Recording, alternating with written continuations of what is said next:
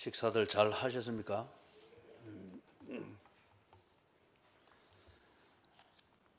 자, 누가복음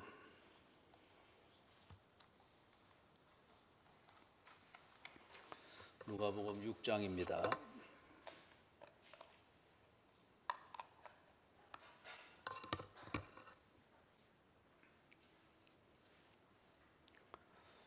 누가복음 6장 27절에서부터 38절까지 같이 한번 읽어볼까요? 그러나 너희 듣는 자에게 내가 이르노니 너희 원수를 사랑하며 너희를 미워하는 자를 선대하며 너희를 저주하는 자를 위하여 축복하며 너희를 모욕하는 자를 위하여 기도하라. 너의 이 뺨을 치는 자에게 저 뺨도 돌려대며 네 겉옷을 빼앗는 자에게 속옷도 거절하지 말라. 네게 구하는 자에게 주며 네 것을 가져가는 자에게 다시 달라 하지 말며 남에게 대접을 받고자 하는 대로 너희도 남을 대접하라. 너희가 만일 너희를 사랑하는 자만을 사랑하면 칭찬받을 것이 무엇이냐? 죄인들도 사랑하는 자는 사랑하느니라. 너희가 만일 선대하는 자만을 선대하면 칭찬받을 것이 무엇이냐? 죄인들도 이렇게 하느니라. 너희가 받기를 바라고 사람에게 구워주면 칭찬받을 것이 무엇이냐? 죄인들도 그만큼 받고자 하여 죄인에게 구워주느니라. 오직 너희는 원수를 사랑하고 선대하며 아무것도 바라지 말고 구워주라. 그리하면 너희 상이 클 것이요 지극히 높으신 이의 아들이 되리니 그는 은혜를 모르는 자와 악한 자에게도 인자하시니라. 너희 아버지의 자비로우심 같이 너희도 자비로운 자가 되라. 비판하지 말라. 그리하면 너희가 비판을 받지 않을 것이요 긍죄하지 말라. 그리하면 너희가 정죄를 받지 않을 것이요 용서하라. 그리하면 너희가 용서를 받을 것이요 주라. 그리하면 너희에게 줄 것이니 곧 후히 되어 누르고 흔들어 넘치도록 하여 너희에게 안겨주리라. 너희가 헤아리는 그 헤아림으로 너희도 헤아림을 도로 받을 것이니라. 아멘. 토요일 새벽기도 본문이 우리 신명기 33장 13절에서부터 아마 17절까지였는가 그럴 겁니다. 17절까지. 그래서 거기에 요셉이 모세의 유언을 통하여서 자기 아버지 요셉의 아버지 야곱이 축복의 유언을 했던 그걸 모세가 유언을 통하여 다시 구체적으로 확인하게 되는 그 내용을 우리가 토요일 새벽기도 때 보았습니다. 큰 축복이었죠. 그래서 요셉 지파에게 내린 축복은 그 땅의 축복입니다. 땅의 축복. 러브에는 생존, 유다는 그 음성, 그 대표성이죠. 그 다음에 레위 지파는 직무입니다. 그리고 우리 뭡니까? 요셉 지파에게는 이제 땅의 축복을 말했단 말이에요. 그런데 그 땅의 축복이 참 거기 보면 굉장합니다. 그러면서 17절 마지막 부분에 보면은 에브라임은 만만이요 므낫세는 천천이라 그렇게 했습니다. 요셉의 두 아들 에브라임과 므낫세를 각각 한 지파로 독립시켜서 그리고 그 지파에게 주어지는 그 축복을 이야기를 했죠. 그리고 차지한 땅도 이스라엘 땅에서는 노른자의 땅입니다. 그리고 그 중에서도 특히 에브라임은 만만, 므낫세는 천천 그렇게 됐단 말이에요. 그런데 이게 사사시대를 지나가면서 에브라임, 특히 에브라임 지파가 만만이라는 이 축복을 받은 이 에브라임 지파가 조금 이 엉뚱한 대로 털어져 버렸습니다. 그래서 눈에 보이는 대로 다 가지려고 했습니다. 그것도 정당성은 나는 하나님의 축복을 받았다. 그것도 만만의 축복을 받았다. 그렇기 때문에 눈에 보이는 것은 다 지 것인 것처럼 착각을 했습니다. 그래서 눈에 보이는 대로 다 가지려고 하다 보니까 나중에는 그 므낫세 지파와 갈등을 일으키죠. 그거는 사사기서를 보면은 잘 나옵니다. 그래서 에브라임 지파한테 허락을 받지 않고 또 에브라임이 지파가 동의하지 않는 일을 누군가가 해서 만만이 되는 그런 게 되면은 에브라임 지파에서 반드시 시비를 걸었습니다. 왜 우리한테 묻지 않고 했느냐, 또는 왜 우리 허락도 없이 했느냐, 이런 식으로. 그래서 나중에 결국에는 에브라임 지파와 므낫세 지파가 있는 이 땅이 지금의 그 사마리아, 신약 성경에는 사마리아 땅으로 나오죠. 그리고 지금 현재는 팔레스타인 자치지구입니다. 그래서 팔레스타인 자치지구와 이스라엘 국가로 들어가 있는 그 영토는 발전 면에서인지, 아까 그 요셉 지파에게 땅의 축복을 말했잖아요. 그래서 이 땅의 축복이라는 이 물질적 번영의 관점에서 볼 때는 확연하게 차이가 납니다. 팔레스타인 자치지구, 그게 이제 에브라임 지파의 땅과 므낫세 지파의 땅이 거기 그대로 들어가 있거든요. 그리고 왜 그렇게 됐을까? 요셉이 그렇게 축복을 받는 것은, 땅의 축복의 그를 받는 것을 위해서 요셉이 뭘 했는가 보면은 요셉이 한 것은 자비를 베풀었습니다. 감옥에 있을 때든, 그 다음에 또 제가 집에 있을 때든, 그리고 궁중에 있을 때든, 또는 보디발 장군 집에 집사로 있을 때든 그는 자비를 베풀었습니다. 그리고 그 자비의 대상 중에서 가장 중요한 대상은 자기 가족들이었죠. 형제들이 그렇게 못되게 굴었는데도 불구하고 요셉은 가족을 살리고 가문을 세우는 걸 위해서, 오직 그 목적을 위해서 필요한 그것을 했습니다. 그게 자비였습니다. 이걸 보면서 하나님께서 자기 아버지 야곱을 통해서 그 축복을 한 거예요. 땅의 축복이죠. 자비는 내가 가지고 있는 것을 베푸는 겁니다. 그리고 이 자비는 때로는 내가 가지고 있는 것, 눈에 보이는 것이 아닐지라도, 눈에 보이지 않는 것이라도 베풀어서 상대방이 새로운 기회를 얻게 하는 것, 그래서 일어서게 하는 것, 그게 자비입니다. 요셉이 이렇게 하니까, 자비를 베푸는 이 면에서 요셉이 탁출하니까 하나님께서 그에게 12지파 중에서 물질을 주도하는 이것, 그리고 이 물질을 주도하는 것을 통해서 이스라엘 12지파가 한 공동체로 건강하게 세워지는 이 일을 요셉 지파에게 맡긴 거예요. 그러면 이게 뭘 말하는 겁니까?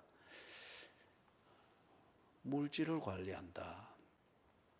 또 물질적인 이 면에서 내가 참 초라해지지 아니하고, 사실 이 면에서 우리가 물질적인 자원을 적절히 가지고 활용하는 것은 굉장히 중요합니다.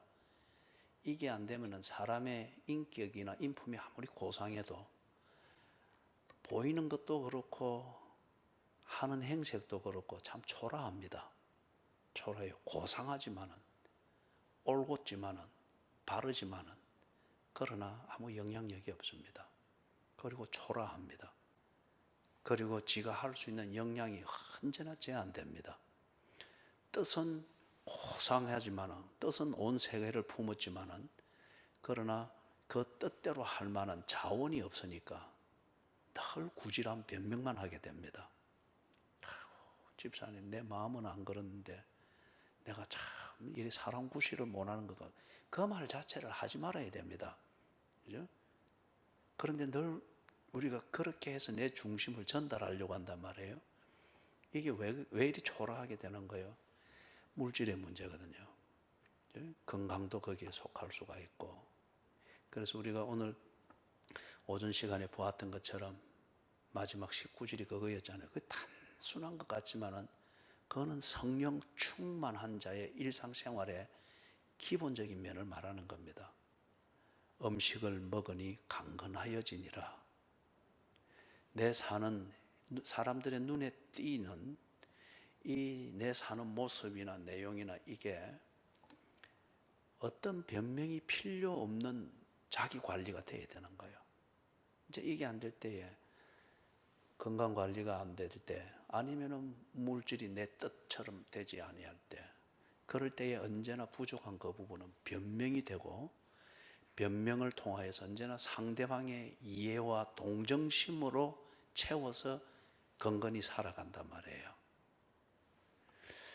요셉이 왜 그런 물질의 축복을 받으면서 12지파로 구성되는 이스라엘의 경제권이라고 하는 이 노른자위로서 역할을 하게 됐는가? 그거 한 것은 보니 자비를 베푸는 거였습니다. 자비를 베푸는 여기에는 이걸 사람이 물질을 가지고 꼬장해서 그 물질을 가지고서 달지 계산, 그 안에서만 물질을 관리하는 이게만 될 때는 그런 사람에게는 이런 경제권을 맡겨서는 안 되죠. 그럴 때는 지 혼자의 관리는 될지 모르지만은 더불어 사는 사람들, 가까이 있는 가족에서부터 시작해서 그게 안 되는 거죠. 모두가 초라해지는 겁니다.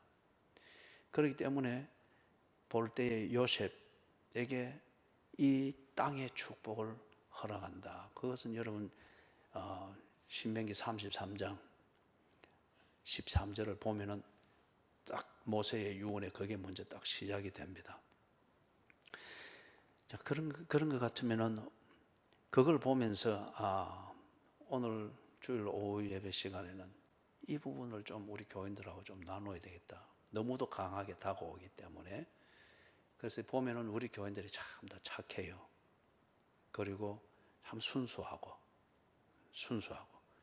그래서 뭐 늘 지각해서 이리 하는 그 사람도 있지만은, 근데 오늘 기적처럼 딱 제 시간에 임례창송 부를 때 딱 들어왔어요. 기적이요, 그죠? 근데 참 성품들이 다 좋고, 다 착하고, 순수하고, 교회 사랑하는 마음, 그죠? 어디에도 부족할 것 없습니다. 그러나 이것으로서 전부일 때는 내 하나 관리밖에 안 됩니다. 착한 사람으로 내 하나 관리밖에 안 돼요. 거기 또 교회로 치면은 그냥 교회 하나 뭐 풍파 없이 지내는 그런 옹기종기 안전한 울타리밖에는 안 돼요. 영향력이든 무언가 아무것도 안 되는 거예요. 그래서 그 새벽 기도 때 그 말씀을 마치고 가만히 묵상을 해볼 때 하나님께서 우리에게 좀 더 뭔가 눈을 들어 산을 보라는 이런 말씀 아니겠나. 착한 교인들, 순수한 교인들이 정말 그 순수함 안에서 하나님의 뜻을 알고 주를 위하여 살고자 하는 마음이 간절하다. 그러면 그게 나중에 변명이 되지 않도록 간절한 만큼 자기가 움직일 수 있는 여건이 안 되고 환경이 안 되고 자원이 없어서 그럴 때 그거 다 변명이 되고, 그럼 결국 본인도 자기 자신이 초라하게 여겨지고 지켜보는 사람도 자꾸 결국에는 자꾸 저 뻥만 세구만 그렇게만 된단 말이에요. 그래서 하나님께서 착한 교인들을 이렇게 두실 것은 아닐 것이다. 그래서 그 새벽 기도의 그 말씀의 본문을 좀 더 구체적으로 살펴볼 수 있기를 바랬는데, 그래 이 말씀 오늘 누가복음에서 본 이 말씀이 좀 더 구체적으로 조명을 해주고 있는 것 같습니다. 그래서 오늘 이 말씀을 보게 됩니다. 자, 여러분 요셉에게 이야기했던 그것을 잘 생각을 하십시오.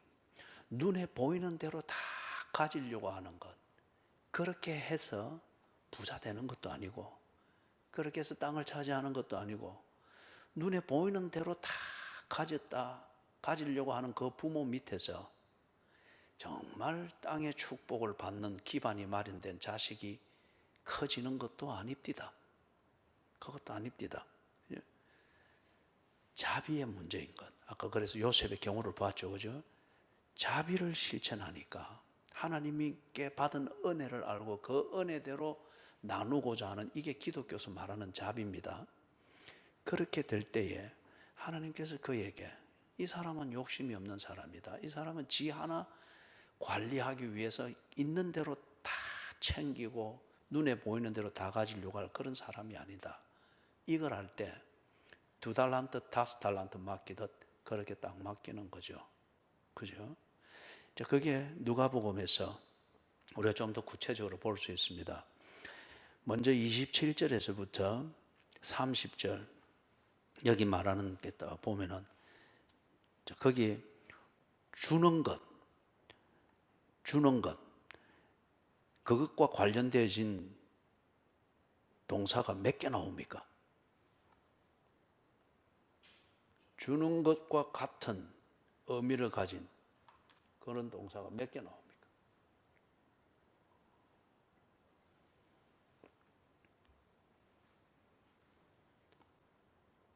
찾았어요? 몇 개입니까?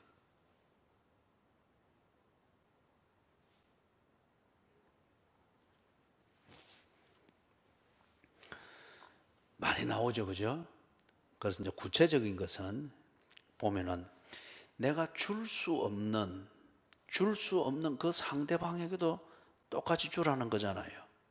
예를 들면은 너희 원수를 사랑하며 너희를 미워하는 자를 선대하며 너희를 저주하는 자를 위하여 축복하며 너희를 모욕하는 자를 위하여 기도하라.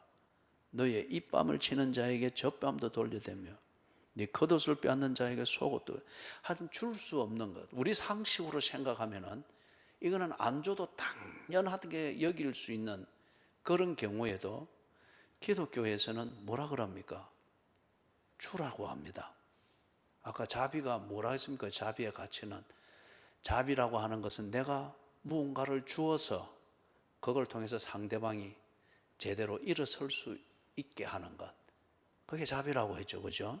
그렇기 때문에 사랑, 이것에 있어서 자비는 결코 빼놓을 수가 없습니다.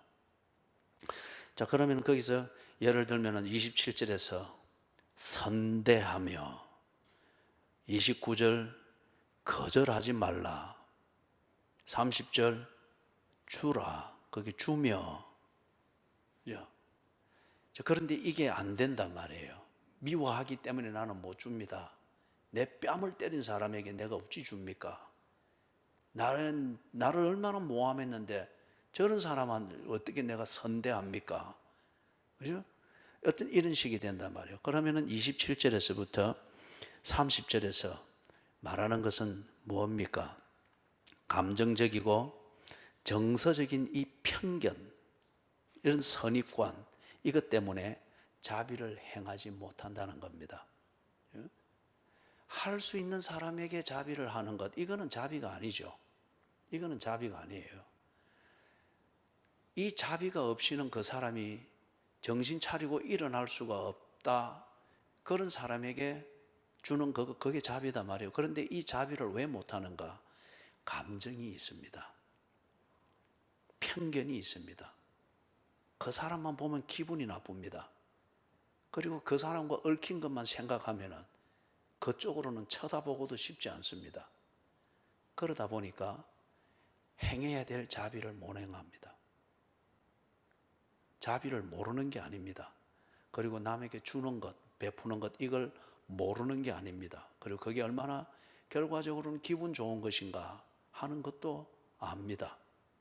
그러나 어떤 사람에게는 못합니다. 왜 그렇죠? 반복이 됩니다만은 감정적 편견이 있습니다. 정서적으로 아주 뒤틀어져 있습니다. 그렇기 때문에 그런 사람들에게는 자비를 베풀지를 않습니다. 우리 얘기죠, 그죠? 우리 얘기. 자, 그 다음에 31절에서부터 34절, 31절에서부터 34절. 이제 여기는 보면은 31절에서 남에게 대접을 받고자 하는 대로 너희도 남을 대접하라. 아, 그 말이 맞군요. 그 말, 나도 언제 이렇게 될 줄 모르고, 나도 언제 저 사람처럼 저런 분행에 빠질 줄 모르고, 또 사람들을 보니까 늘 그 사람 얘기하고 흉보는데 가만히 보니까 나도 언제 저 사람처럼 이 사람들의 이 빵아 찢는 그런 놀이기가 될 줄 모르고, 그렇기 때문에 남에게 대접을 받고자 하는 대로 너희도 남을 대접하라. 수긍이 갑니다. 그런데 여기도 또 문제가 있습니다. 거기 죄인들이 몇 번 나오죠? 32절에서부터 34절까지.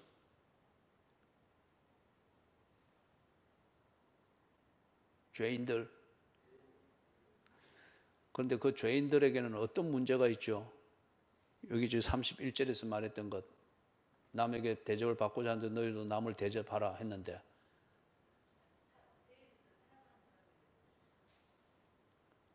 그러니까 사랑하는 자에게는 하는데 죄인들이기 때문에 못하는, 그리고 거부하는 것을 당연하게 여기는, 지금 이걸 말하고 있죠.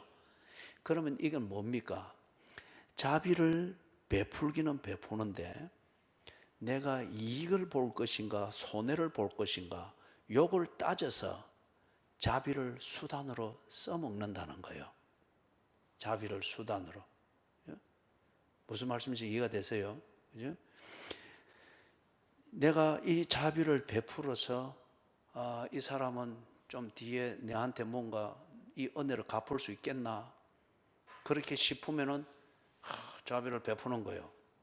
근데 이 사람은 해봐야 뒤에 내나 그렇겠다, 자비에 대해서 전혀 생각을 하지 않는 거예요.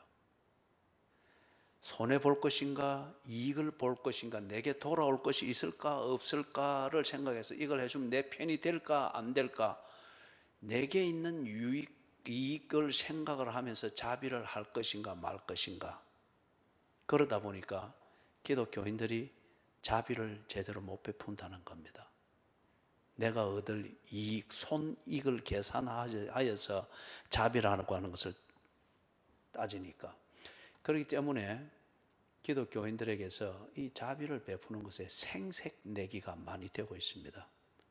생색내기가. 그죠? 여러분, 앞으로 절대 그런 말은 하지도 말고 듣지도 마세요. 아이고, 내가 요즘 어려워가지고 내가 사람 구실을 못한다, 그래 하면서 지 것도 솔솔 챙겨가고, 그거는 듣지도 말고 그런 거 쓰지도 말고. 그죠? 그래서 이 생색내기로 기독교인의 이 자비라고 하는 것, 또는 구제를 통해서 이 자비를 베푸는 이게 생색내기로 되는 것은 언제나 그 중심에 사람을 보면서 손해볼 것인가 이익 볼 것인가, 여는 죄인인데 어떻게 하나, 저는 참 사랑할 만한 사람이, 이렇게 이런 계산이 있고 이런 다 그게 있으니까 생색내기로 거치게 되는 게 많습니다. 그래서 자비의 그 열매가 거둬지지 않죠. 맺어지질 않죠. 그 다음 35절, 36절. 여기서는 딱 보니까 35절에 구워주라. 그런데 어떤 그 기준을 가지고 구워주라고 합니까? 아무것도 바라지 말고 구워주라. 이 말이 무슨 말이에요? 그런데 와 저한테는 거저 안 줘요. 꼭 먹다가 남는 거 있으면 막 목사님 안 먹는다고 주고, 그죠? 그게 여기 지금 아무것도 바라지 말고 거저 구워주라 그랬잖아요. 그죠? 여러분, 교회 안에서 동거래 하지 마십시오. 교인들 간에 동거래 하지 마십시오. 특히 또 고리 대금을 하고 이런 거는, 또 교인들 대상으로 해서 고리 대금을 하고, 그거는 정말 잘못된 겁니다. 그거는 죄에 가까울 수가 있습니다. 그래 하지 마십시오. 그러나 정당한 거래는 할 수가 있습니다. 꼭 급해서, 그리고 정당하게 돈을 좀 꾸으려고 하고 좀 빌리려고 하고, 그게 정당하면 그래 할 수는 있어요. 그렇게.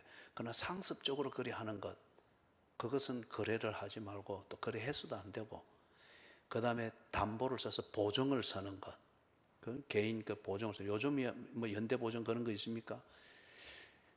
사랑하는 여러분, 재산과 관련되어진 것, 물질과 관련되어진 것에 대해서는 내가 이 부탁을 하면은 상대방이 거절할 수 없는 입장에 놓인다. 그런 사람에게는 그런 부탁을 하지 마십시오. 예? 안 그래요? 가령 예를 들어서 제가 이제 막 예를 들어서 말이에요. 제가 이제 이렇게 가가지고 아이고 우리 김성일 집사님 제가 지금 당장 돈이 1,000만 원이 필요합니다. 돈을 빌리러 갔더니 연대 보증을 서랍니다. 김성일 집사님이 이자가 몇 프로인데요? 상당히 높습니다. 상당히 높은 건데 저 조합보다는 좀 낮은 것 같습니다. 연대 보증을 좀 서주시겠습니까? 이럴 때 김성일 지사님이 이 목사의 부탁을 거절할 수 있겠어요? 저 순하신 분이 그거 뭐네요? 그죠? 서성신 근사 같으면 말도 꺼내기 전에 돈 말입니까? 탕탕 부수고 싶네요. 딱 그래 할 수 있단 말이에요. 그러면은 이런 부탁은 와서 서성신 권사님한테 가서 이야기는 해볼 수 있고 그게 딱 설득되면 되는 거니까. 그런데 거절할 수 없는 사람에게 그걸 잘못되면 크게 실족하게 될 그런 부탁은 하시면 안 돼요. 그죠? 그게 성령 충만한 사람의 절제입니다. 절제. 뭐 갈 때까지 귀신 쫓아내려고 애쓰지 말고 먼저 내가 절제가 될 수 있도록 하는 거. 그죠? 김성일 씨 안심하세요. 제가 그물 때문에 안 찾아갈 테니까. 예, 예. 성심건설 겁이 나서도 안 찾아갑니다. 얼씬도 안 할 테니까. 예. 그래서 여기 정당한 거래와 정당한 도와줌 이것은 건전합니다. 그런데 그럴 때에 딱 여러분이 중심은 딱 잡아야 됩니다. 꾸러 가는 사람은 거절할 수 없는 그러나 해서는 안 되는 부탁인데 내가 입장이 곤란하니까 이 사람은 말하면 반드시 들어주는 사람이다. 그것만 믿고 가가지고 거래해서는 안 되는 거.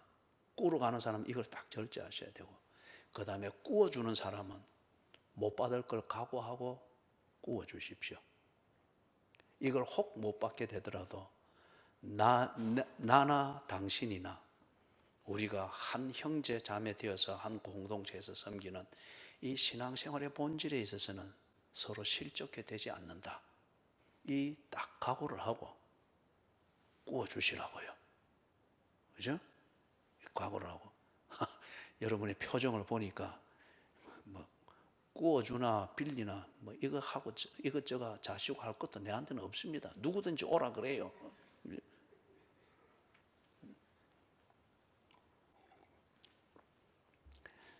그래서 이게 실제적인 면에서 그리 이야기하는데 이게 그 원리가 뭡니까? 그리스도인의 신앙 양심 따라서 하라는 거예요. 그리스도인의 신앙 양심 따라서 여러분이 할 수 없는 것이든지 지나친 것이든지 그냥 우리가 그동안 친분을 나누었던 이것에 근거할 뿐 내용은 비합리적이고 아주 격에 맞지 않는 것일 때는 안 됩니다 라고 할 수 있어야 됩니다.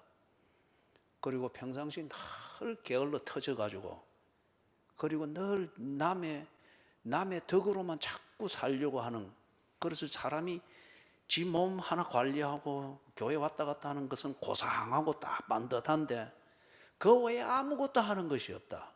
그리고 늘 남의 어떤 이런 것을 한다. 거절해야 됩니다.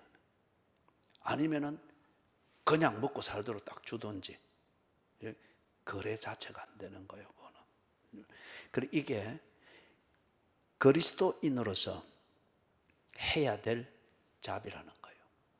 다시 말해서 그리스도인이 실천해야 될 자비는 자기가 가지고 있는 기독교적 신앙 고백에 일치되게 그렇게 자비를 실천하라는 겁니다.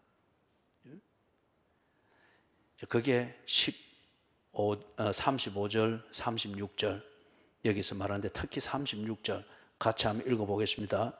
너희 아버지의 자비로우심 같이 너희도 자비로운 자가 되라.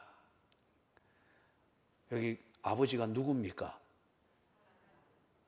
그죠? 예.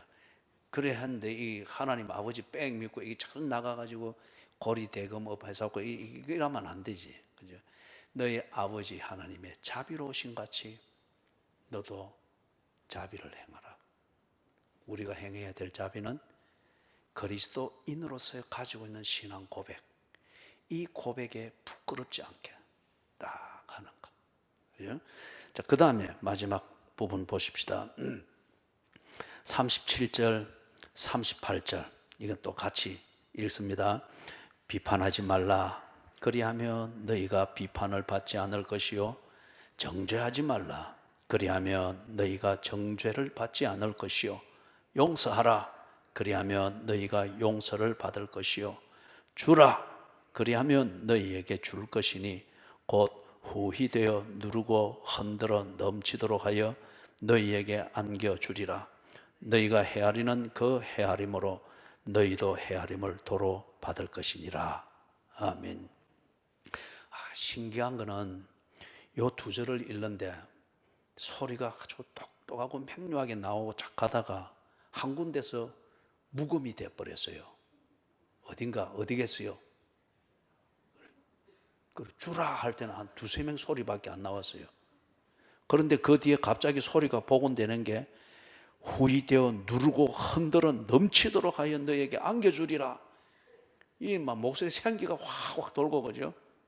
근데 일이 되기 위해서 원인이 딱 있었잖아요. 주라. 그리하면 일이 됐단 말이에요. 자, 여러분, 여기서 또 우리가 자비의 문제, 이게 안 되는 걸 볼 수 있는 37절에서 이제 있죠. 여기서 지금 하는 것은 다 도덕적인 겁니다. 비판하는 것, 정죄하는 것, 용서하는 것, 다 도덕적인 실천이죠. 그죠? 그런데 도덕적인 편견, 그 다음에 도덕적인 정죄의식, 이것을 딱 가지고서 늘 사람을 판단하고 처신을 판단하고 이리 하니까 자비는 결코 들어갈 자리가 없는 거예요. 그래, 이게 오늘 오전에도 잠깐 언급했고 오늘 오후에도 한번 언급을 했지만은 교인들이 착해요. 순수해요. 그죠? 순수해요.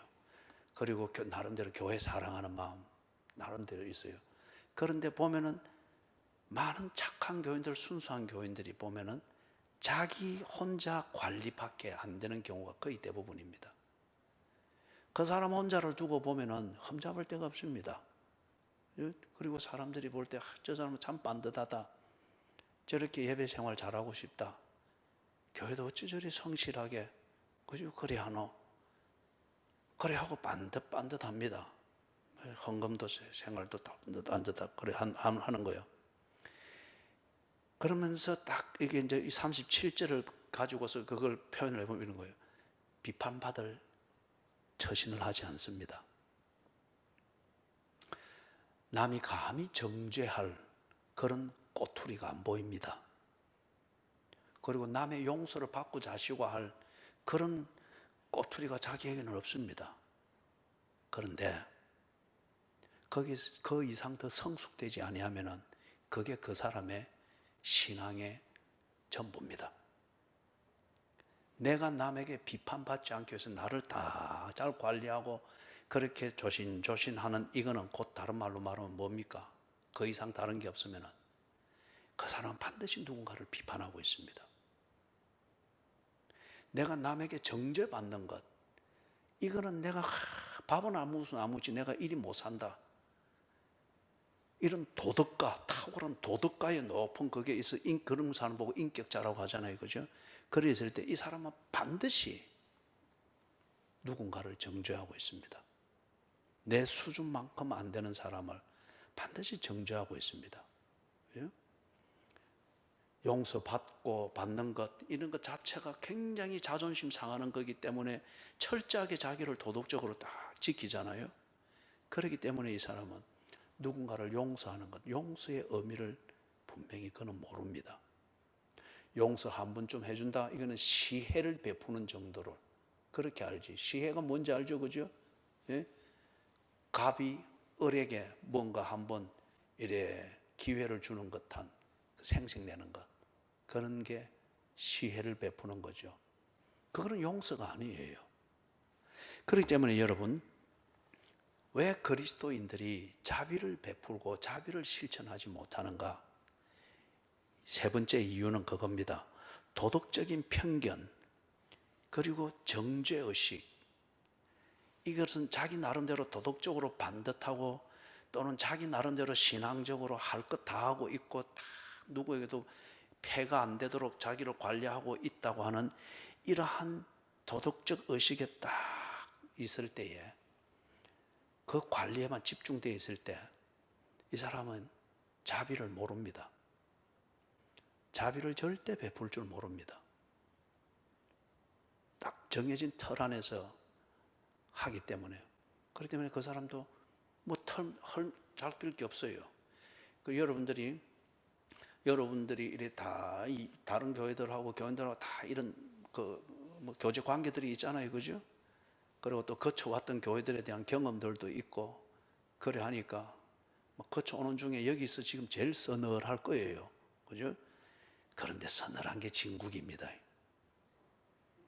감염될 위험도 없잖아요. 널찍널찍하게 앉아, 그죠? 예, 감염될 위험도 없죠. 그런 이제 경험했던 그것과 이를 해서 교인들을 다 하고 한국 교회에 이런 오만상들을 이래 올려보라고요. 참 괜찮은 교인이다, 모범된 교인이다, 저 사람처럼 참 신앙생활을 바로 하면, 그런 분들을 여기 37절 이 엑스레이를 가지고 한번 쫙 조명을 해보라고요.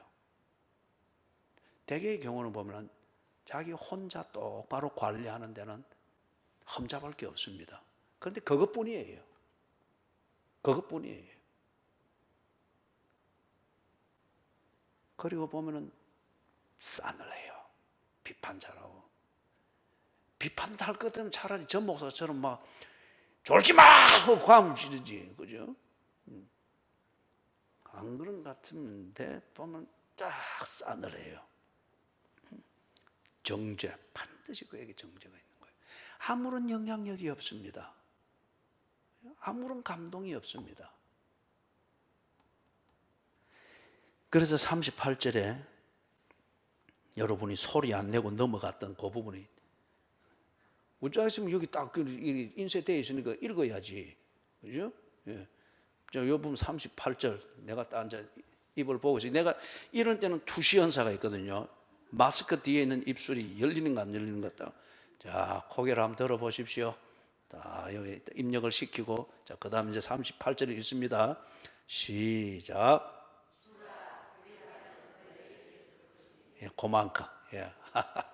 우리 주라 소리 딱 나오는데 이걸 보고 뭐란가 하면은 강요된 대답이다. 예, 분명히 그 주라 이래 돼 있죠, 그죠? 주라. 그럼 이 뭡니까? 도덕적 편견을 벗어라. 정죄 의식을 벗어라. 오늘 사울의 눈에서 비늘 같은 것이 떨어지고 다시 보게 되는 것처럼, 그죠? 내 혼자 올곧게 관리하고 하는 이 도덕적 틀, 내 나름대로의 신앙의 틀, 내 수준에서만 볼 때 나와 다른 건 다 틀렸다. 이게 자연스럽게 비판과 정죄로 나온단 말이에요. 이 비늘이 떨어져야 되는 거예요. 도덕적 편견, 정죄의식, 용서, 이걸 자존심의 문제로 생각하는 어떤 그런 것, 어떤 이런 것. 아이고, 니는 내가 69번이나 또 용서를 해줬는데 오늘 70번째다. 또 왔나? 그거는 앞에 69번 용서해줬다는, 네 말로 용서해줬다고 하는 것은 너는 용서하지 않았다는 거예요. 그렇기 때문에 그 숫자만 딱 기억이 나는 거예요. 내가 그 용서라는 자비를 베품을 통해서 그 사람이 일어났는지, 눈에 비늘이 떨어졌는지, 다시 보게 되었는지, 그래서 음식을 먹으며 강건하게 되고 가고 있는지, 이게 안 보이고 내가 해준 69번의 숫자만 딱 기억이 나는 거예요. 그죠? 거의 70번째 오니까 탕탕 부수고 싶은 거예요. 탕탕 부수고 싶은 이것에 대해서는, 사연이 어떤 것인가에 대해서는 저기 서성진 권사님한테 물으면 잘 설명을 해줄 겁니다.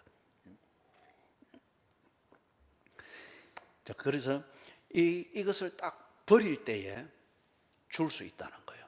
이게 자비입니다. 자, 이 부분에 대해서 조금 정리를 하고 오늘 말씀을 마칩니다.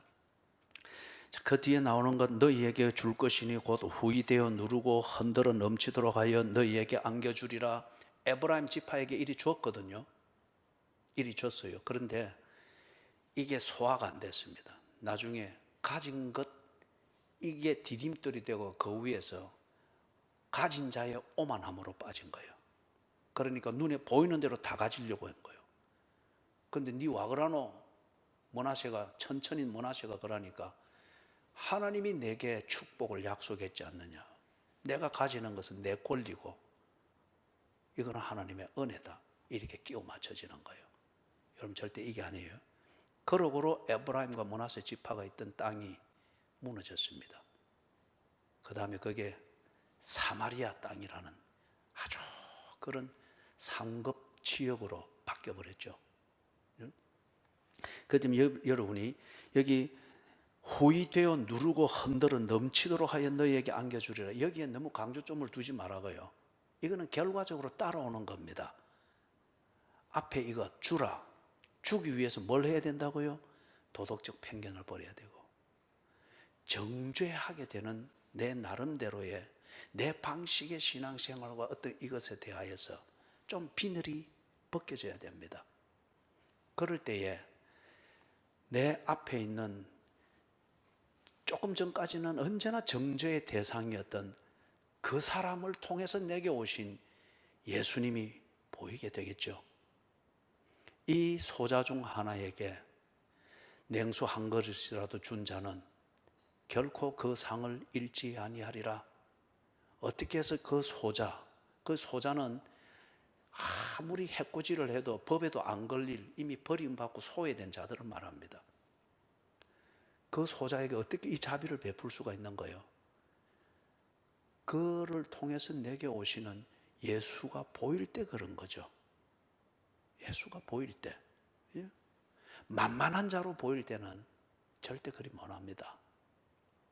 그에게서 예수가 보일 때 그가 한번 도와주십시오 하는 그 소리에 네가 내게 뭘 주었느냐 말씀하시는 예수의 음성으로 들릴 때 그래 할 수 있는 거죠.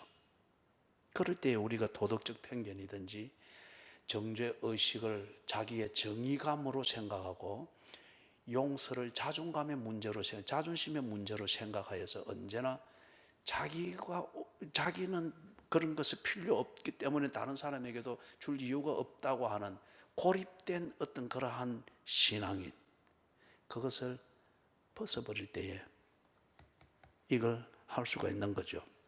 자, 사랑하는 여러분, 이렇습니다. 우리가 그 달란트 비유에서 보면은 많이 가졌다고 해서 영향력이 많거나 꼭 그건 아니잖아요.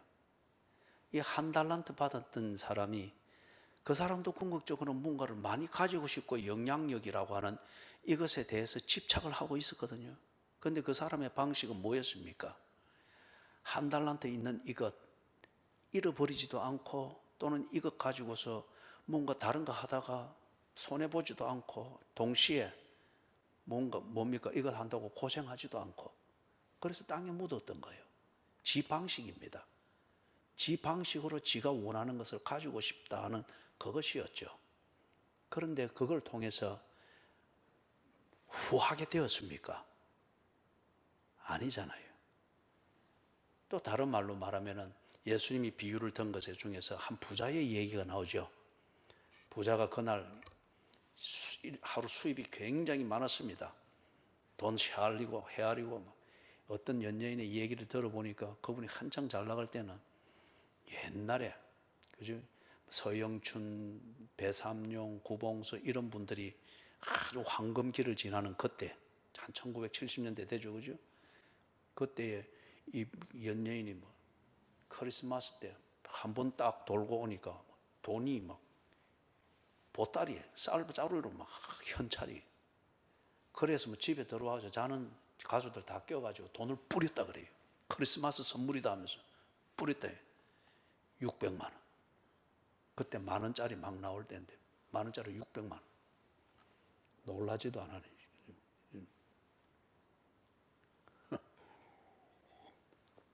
이 부자가 그렇게 아마 돈이 많았던 모양이라. 그러면서 돈 하루 일 탁 계산 다 하고, 내일은 창고를 몇 개를 지을까?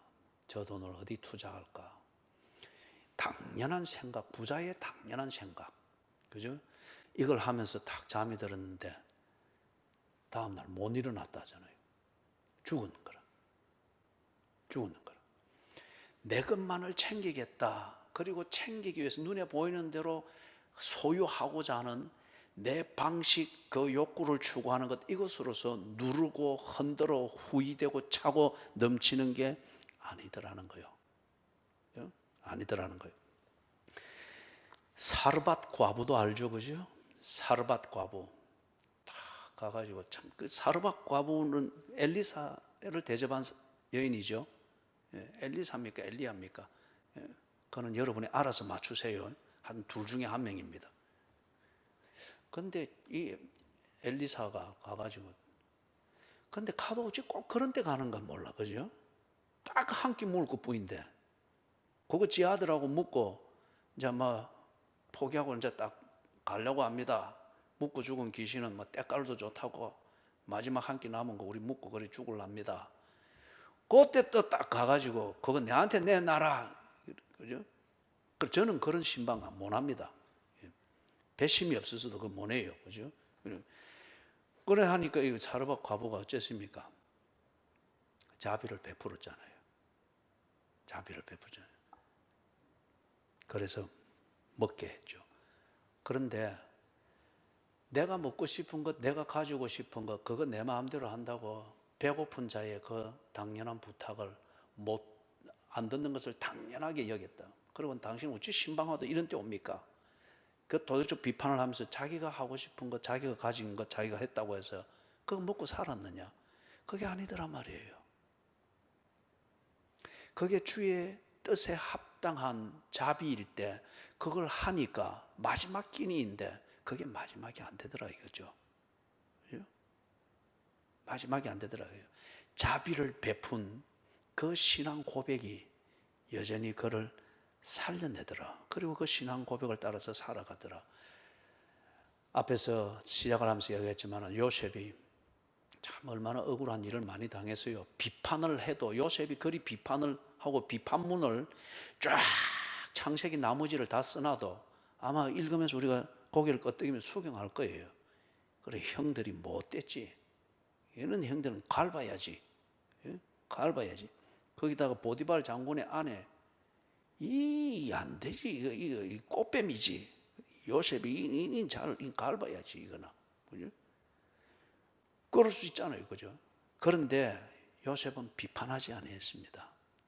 정죄하지 아니했습니다. 옳고 그른 사리분별은 했습니다. 그러나 사리분별이 오도되어지는 것은 비판하고 정죄의식에 빠지는 도덕의 이름을 입은 감정적 편견이죠. 그럴 때 사리분별은 어두워지게 되죠. 요셉이 그래서 거기에 안 빠졌습니다. 비판하지 않고 정죄하지 않고 할 수 있는 대로 용서를 베풀려고 그 형들과 랑데뷰하는 그 장면은 굉장히 눈물이 날 만한 장면이잖아요. 그죠? 눈물이 날 만한 장면. 그렇게 용서를 베풀었습니다. 무엇을 위해서? 오직 가족을 위해서. 가족을 세우고 가족을 지키는 이것을 위해서라고 하면은 내가 이것을 해야 하는 것이 마땅하다는 겁니다. 복수하는 것이 마땅한 것이 아니고 비판하는 것이 마땅한 것이 아니고 내 억울함, 이걸 사람들이 다 알아주어서 그 다음 내 마음대로 하는 것에 대해서 고개를 끄덕여주는 이런 동의성, 동정을 만들어내는 이게 마땅한 게 아니고, 이게 마땅한 게 아니고 가족을 세우고, 내가 무엇을 위해 있는가? 가족을 세우기 위해서 있지 않느냐? 가족을 세우고자 하면은 내가 지금 뭘 해야 되느냐? 비판해서는 안 되지. 정죄해서는 안 되지. 복수심에 사로잡히면 안 되지. 지금 가족을 세우면서 내가 해야 될 일은 피해를 입은 내가 피해를 준 저들에게 용서를 베풀어서 화해의 첫 단추를 꿰는 것이지 자비를 베풀었습니다. 그래 해서 요셉의 가문이 세워지고 이스라엘의 12지파가 살아남지 않습니까? 그리고 그 뒤에 국가가 이루어진단 말이에요. 마지막 한 가지만 더 하면은, 그래서 예수님이 마태복음 6장에 보면은 이 눈에 보이는 것, 이것 때문에 정말 눈에 안 보이는 가치로 우리에게 와서 눈에 보이는 것을 가치 있게 만들고 그것을 가지고 정말 복되게 살도록 만드는, 이걸 사람들이 잊어버리고 거꾸로 사니까 눈에 보이는 것대로 다 가지려고 하는, 이게 행복이고 이게 뭔가 잘 사는 것이고 영향력을 미치는 것이라 생각해서 거꾸로 사니까 예수님이 그 말씀을 마태복음 6장에서 가르쳤잖아요. 무엇을 먹을까, 무엇을 마실까 염려하지 마라. 이런 염려는 누가 한다 했습니까? 첫째, 부정교회 사람들이. 둘째, 수영로 교회 사람들. 셋째, 이런 염려는 여의도 순복음교회 사람들이 하는 것이다. 넷째, 이것은 이방인이 하는 것이다. 몇 번입니까? 오늘도 답을 제일 마지막에 딱 나왔네요. 그죠? 예. 무엇을 먹을까, 무엇을 마실까 염려하지 말라. 이런 것은 다 이방인들이 염려하는 것이니라. 이때 말하는 이방인은 누굽니까?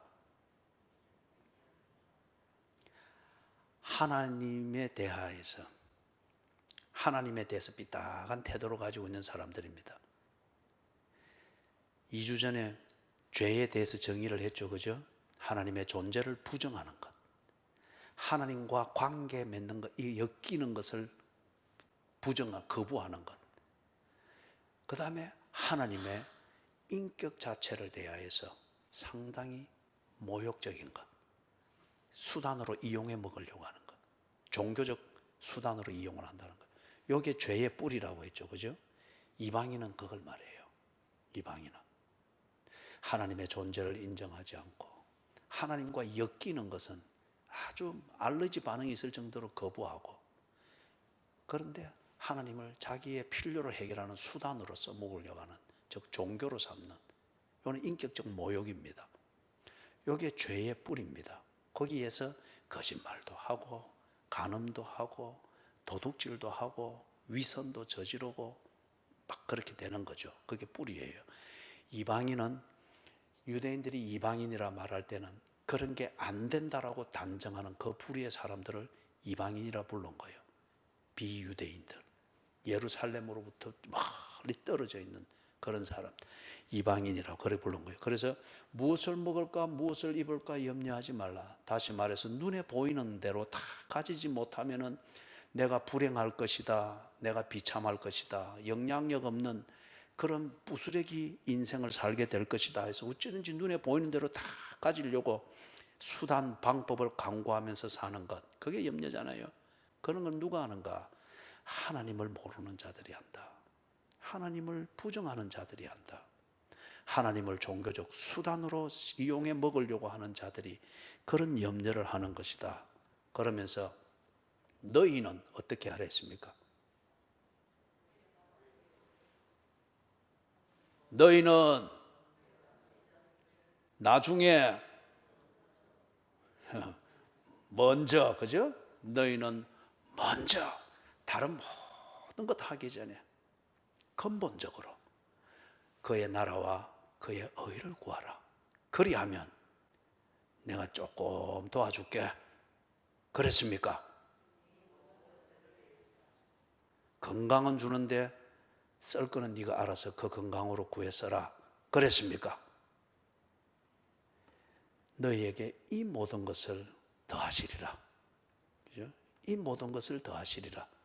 목적을 알고 목적에 집중되어진 사명의 삶을 사는 데 필요한 모든 자원, 자원이 없이 사라지지 않습니다. 자원이 없으면서 목적, 고상한 목적 이야기에서 갖고 사명감에 펄펄 끓어서 그러면 그거 참 볼성사나운 겁니다. 그리고 그게 결국에는 위선이 됩니다. 고상한 목적이 있으면 고상한 목적에 이를 만한 자원이 있어야 되고 자원을 부릴 줄 알아야 됩니다. 이게 그야말로 실력입니다. 이게 실력이에요. 그래서 오늘 우리 청년들 있는 참 정말 우리 청년들이 너무 귀해요. 그리고 이 청년들이 가지는 영적 갈증이 있습니다. 이걸 마침 우리가 좀 소규모일 때에 제가 한 30여 년 전에 내 청년 시절에 그것을 해결하는데 도움이 됐던 이 교재를 가지고 우리 청년들하고 앞으로 한 몇 개월 프로젝트로 좀 그걸 하려고 그래요. 공부를. 이게 이제 좀 많으니까 종이는 아직 고3이지만 뭐 딸리 갈 데가 없으니까, 그죠? 또 이제 격까지 붙어가 있는데, 그런데 대신에 특혜를 받으면 안 되잖아요. 그죠? 그래서 청년들이 형 누나가 할 거 니도 할 수 있겠나? 예. 이 종이의 이 달란트 중에 하나는 대답을 아주 긍정적인 대답을 잘해요. 그죠? 근데 뻥커도 잘 내고. 그죠? 그래서 내가 이제 약속을 받아냈죠. 네가 그래 하겠다는 의지는 좋은데 네가 이걸 딱 해가 와야 된다. 결과가 중요하다. 할 수 있겠나? 그러니 이때 대답이 최선을 다해 보겠습니다. 최선을 다해 보겠다는 말로 이게 약속 붙어낸 게 한두 번이 아니거든요. 그래서 내가 이번에는 종이야, 각오만 가지고 안 된다. 네가 애를 쓰고 무슨 소리를 해도 내가 니한테 한두 번 당한 게 아니다 이가. 그래서 이제는 각오만 가지고 되는 게 아니고 결과를 가지고 말해야 된다. 그래서 만약에 네가 이걸 딱 해오고 하는 이걸 못하면은 첫 번째 안 해오면은 경고를 주고, 두 번째 안 해오면은 목사님이 말하는 대로 네 헤어스타일을 바꿔야 된다. 예, 하겠습니다. 약속을 했어요. 그래서 그 약속을 받아내면서 딱 이걸 보증을 하는 게, 종이 지금 내 말이 맞지? 그래?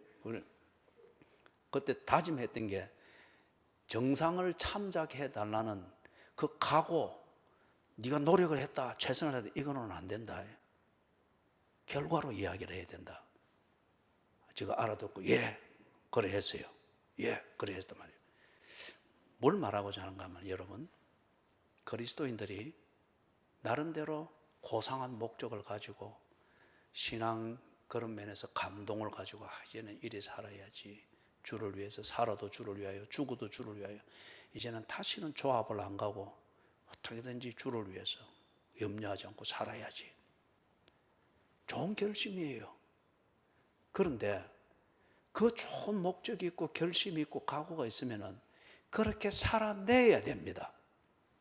내용과 결과를 가지고 말을 해야 됩니다. 그죠? 좋은 결과, 그 목적은 있고 이렇게 있는데, 아이고, 내가 참 돈이 없어서 안 되겠다, 또는 건강이 없어서 안 되겠다. 그러면 애초에 당신의 각오는 잘못된 거예요. 아니면은 그 각오가 맞고, 그 각오가, 그 결심과 그 목적과 그것에 대한 각오가 신앙 고백을 따라서 한 진정한 각오일 것 같으면은 그렇게 될 수 있도록 해야 된다고요. 될 수 있도록 해야 된다고요. 몸이 못 따라가서 안 되겠다, 그러면은 운동을 하든지 뭘 하든지 건강을 북돋워 가지고 하나님이 내게 주신 목적이고 그 삶일 것 같으면은 해낼 수 있도록 몸을 관리를 해야 된다는 거예요. 그죠? 돈이 없어서 그렇다, 그럼 돈이 없어서 못하겠다, 이게 아니고 하나님이 주신 삶이고 하나님이 주신 목적일 것 같으면은 못할 것을 준 적은 없으니까, 그러면 이게 뭔가 내게 문제가 있다. 내 혼자 조심조심 관리해서 착한 교인이고 하는 데 대해서는 문제가 없으나 그 외에 아무런 그게 자비를 베푸는 것을 통해서 영향력이든지 문제를 해결하는 것이든지 가정을 세우는 것이든지 주변을 돕는 것이든지 이게 영향력이 전혀 없다, 소금이 맛이 없다, 그렇다고 하면은 돈이 없어서 못할 일을 하나님이 내게 준 것이 아닌 게 분명하잖아요. 그러면 재물에 대해서 뭔가 문제가 있다는 거예요. 오늘 성경이 우리에게 지적해 주는 것은 당신이 자비를 실천하지 않는 거예요. 다시 말해서 하나님께 대하여서 하나님이 주시는 2달란트, 5달란트 기본입니다. 오늘 바울이 사도행전 9장 19절에서는 음식을 먹으니 강건하여지더라. 기본입니다. 요걸 제대로 쓸 줄을 모르는 거예요. 하나님께 신뢰를 못 받습니다. 너는 2달란트 줘도 또는 1달란트 줘도 그것 가지고 너는 네 앞가림밖에 못하는구나. 욕 듣지 않고 비판받지 않고 그것밖에 못하는구나. 너에게는 2달란트를 주면 큰일 나겠다. 안 주는 거예요. 이 면에서 나의 능력, 내 그릇의 크기, 땅의 축복을 주었을 때에 그럼에도 불구하고 하나님을 향해서 나를 조심조심 관리해서 비판받지 않고 정죄받지 않고 용서 주고받고 할 필요 없이 나를 알아서 잘 관리하듯이 땅의 축복을 주어도 이것으로서 더 영향력을 미치면서 주신 뜻대로 그렇게 살 수 있는, 이게 하나님께 인정을 받아야 돼요. 인정을 받아야 돼요. 11조 한번 하는데 그렇게 인색하고 고민하고, 그죠? 그 여의도 순복음교 그 천막 교회 할 때 그 초신자 그 집사님처럼 난생 처음 그 월급 받아왔는데 쌀안가마 또 들어왔는데 이 11조를 해야 된다니까 밤새도록 펐다가 담았다가 펐다가 담았다가, 그래도 그 사람은 했어요. 새벽기도 때문에 닦아가지고, 그죠? 논바닥에 다 빠졌지만 진흙채로 퍼가지고. 자비의 첫 출발은 헌금 생활입니다. 이 헌금의 기본 성격은 구제예요. 구제, 나누는 거예요. 이 헌금을 통해서 첫째로 하나님의 은혜로 삽니다. 내 능력으로 사는 것 아니고 하나님의 은혜로 삽니다. 이 고백입니다. 그 다음에 이것에 대해서 실천적인 면은 그걸 가지고 구제를 하는 거예요. 그죠? 첫째는 그 일을 하는 사람들을 먹이고, 그리고 그 공동체에 있는 것, 먹는 것이 부족하여서 사람 구실 못하는 이 사람들을 먹이는 거예요. 그래서 공평을 만드는 겁니다. 이걸 헌금을 통해서 훈련을 시키는 겁니다. 자비를 베푸는 훈련. 이게 될 때에 여러분, 내 개인의 삶 속에서 조금만 도움이 있으면 일어설 수 있고, 조금 눈에 보이지 않는 도움이라도 도움이 있으면 저 사람이 용기를 얻을 수 있고, 조금 내가 무언가 한번 기회를 주면 저 사람이 쏟아지는 비판과 정죄 때문에 무너져 있는 그 더미 속에서 자기 자신의 그리스도인됨을 찾고 다 해치고 나올 수가 있다. 보일 때에 기꺼이 하는 거예요.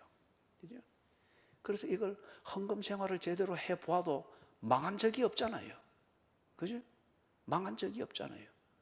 더욱더 헌금할 수 있는, 이게 꼭 샘에서 물 나오듯이 그러되잖아요. 이걸 보면서 증거를 얻었으니 내 일상의 삶에서 감정적 편견이나 정서적 편견, 이것 때문에 돌아보지 못하던 자에게 자비를 베풀고, 그리고 늘 손해볼 것인가 이익 볼 것인가를 따져서 찔끔찔끔 생색내게 하던 이것을 탁 극복하고 저 사람에게 도움이 되도록 해야지 할 수 있고, 그리고 도덕적인 편견과 정죄의식을 가지고서 나는 섞이지도 않고 어떻게 자기 혼자만 관리하는 이것을 딱 벗어났어. 여러분, 이게 영향력입니다. 이게 야베스의 기도에서 나오는 것, 내 지경을 넓히시고, 그것이 구체적인 사다리예요. 사랑하는 여러분, 나는 여러분들이 정말 여러분들은 착한 교인들입니다. 순수한 교인들입니다.